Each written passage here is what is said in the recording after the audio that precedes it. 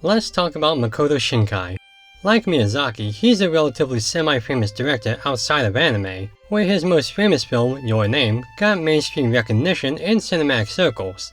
But before all that, he was just another director with a clear vision. His first film, The Place Promised in Our Early Days, is a trove of that vision, showing where many of his motifs and techniques were first honed and executed.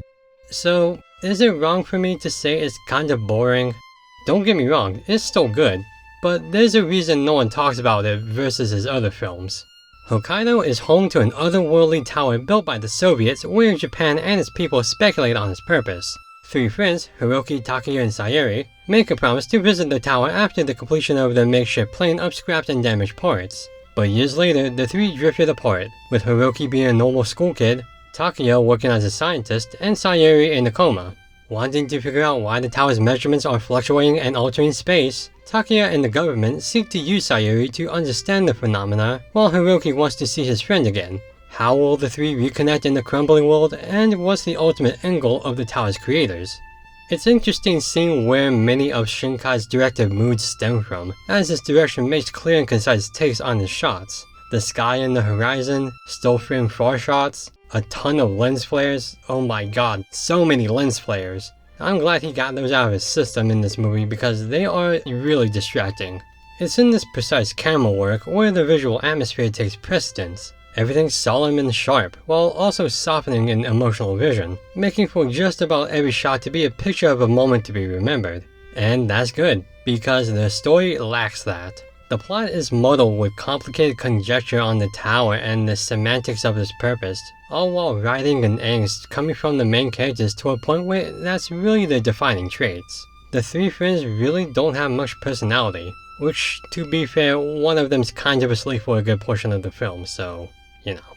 I'm not sure if it's the morose atmosphere that drags them down, or if it's the other way around, but they just don't carry the film to a point where you care enough about their end goals.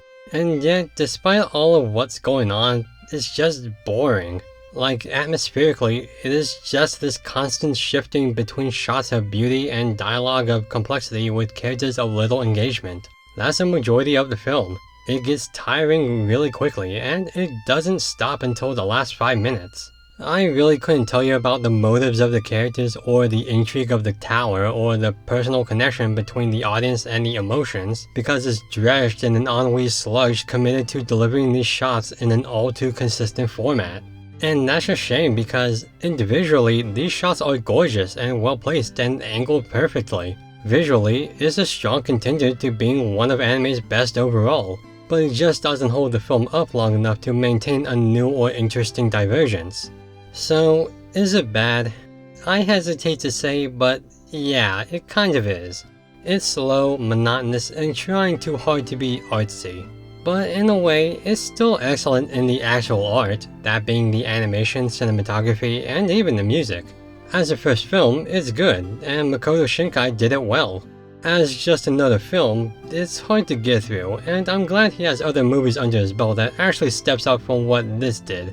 It's not a high flyer, but it takes to the skies on at least one outstanding aspect.